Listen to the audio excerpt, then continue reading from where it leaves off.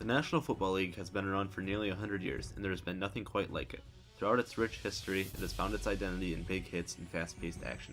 In the modern world, NFL stadiums are the closest thing to the Roman Colosseum. However, in wake of attempting to make the game safer and decrease the risk of head trauma, rule changes are aiming to change that perception. These changes in the rulebook, albeit they have good intentions, are ruining the game by removing many of the physical aspects that make football what it is via the infamous yellow penalty marker. The NFL says that these penalties will only make the game safer, implying that the aggressive play will remain the same. Yet, they can't take the physical nature of the game away and expect it to remain in the same context it was created to be. Football was supposed to be a game of collisions, aggressiveness, and toughness, but that no longer seems to be the case to Commissioner Goodell in the game's future. The amount of roughing penalties called over the past decade has been increasing, with most of these penalties being called against defensive players. These penalties, roughing the passer, illegal contact to a defenseless player, and unnecessary roughness, are more heavily enforced in recent years than in the past due to the league's emphasis on player safety. However, these calls mostly only protect offensive players. With the increase in enforcement and punishment for these newly penalized actions comes a decrease in the aggressiveness on the defensive side of the ball due to fear of being penalized or fined by the league. These penalties are removing the fear that offensive players, quarterbacks and wide receivers, had towards what would be dominant defensive players. That fear was a factor in the outcome of plays and games in the past, but is no longer relevant due to the absurd amount of protection offensive players get. There's a certain physicality you just can't play with anymore, said former NFL safety Adam Archuleta. In this current climate, I really don't know how a defensive player can possibly do their job the way it's traditionally supposed to be done, he added. You see defensive players turning down hits, whereas 10 years ago, if you did the same thing, your courage and your toughness would be questioned. Now you have to turn down certain hits because they're protected by the rules. The style of defensive play has been altered to fit within the rulebook. These rule changes lend credence to the reality that hard-nosed, full-speed defense is becoming obsolete. The league has to remember that this is football. Football is a tough, physical, brutal sport. It is definitely a violent game, but players know the risks and potential outcomes they face while playing. Listen, this is football, man. We all sign up to get hit. We all sign up knowing you might get hurt, Baltimore's Joe Flacco said. If players are really worried about getting injured or getting concussions, they can retire early or just not play at all. Changing the entire game to try to prevent injury is just ridiculous. Injuries are going to happen no matter how many rules are in place.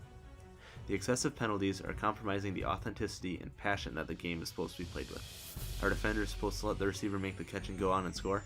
Or are pass rushers supposed to let the quarterback throw the ball freely? It's gotten a bit ridiculous. Feared former safety Troy Polamalu said that it's becoming more and more flag football, or two-way and touch. We've really lost the essence of what real American football is. Retired Chicago Bears defensive back Charles Tillman also mentioned, it's not even football anymore. We should just go out there and play two-way and touch Sunday if we can't make contact. These former great defensive guys are right. The league is forcing defensive players to be less aggressive and to not hit hard, or else, even though that's how the game was played throughout all of its history.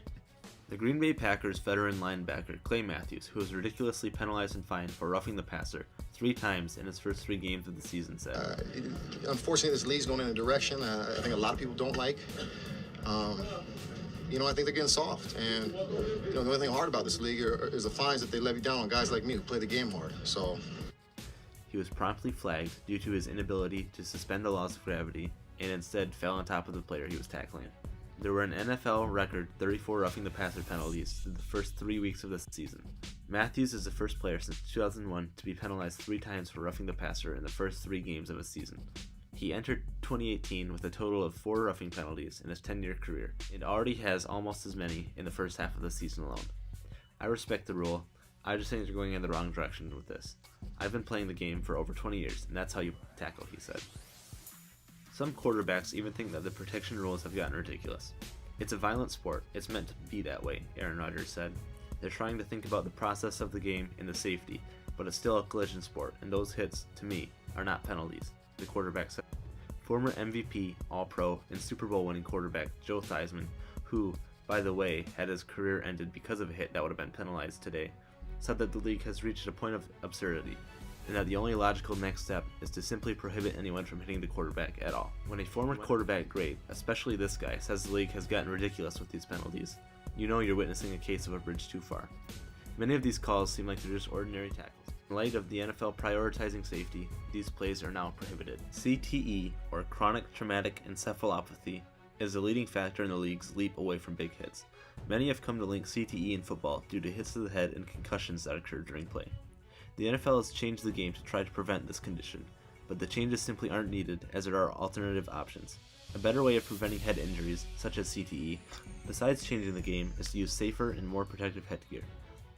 A newly designed helmet by a company called VCs has a soft thermoplastic outer shell that compresses like a car bumper upon impact to soften and distribute force. Inside the helmet, there's a layer of collapsible, column-shaped structures that twist and buckle, which further cushion blows to the head.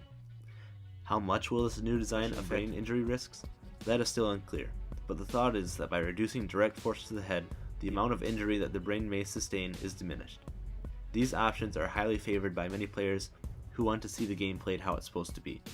In today's age, football can't be played like it has been, or players get in trouble for it.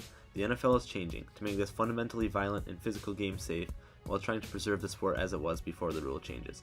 There's simply no such thing as safe football that the league is expecting guys to play. These rule changes are the end of an era for American football, a time where big hits were the norm and when football was played how it was to be created. We will never see another tough, hard-hitting, fear-instilling defense like that of the 1976 Steel Curtain, the 1985 Monsters of the Midway, the early 2000s Ravens, or most recently, Seattle's Legion of Boom in 2013. Football isn't what it once was, and these new safety rules are ruining how the game should be played.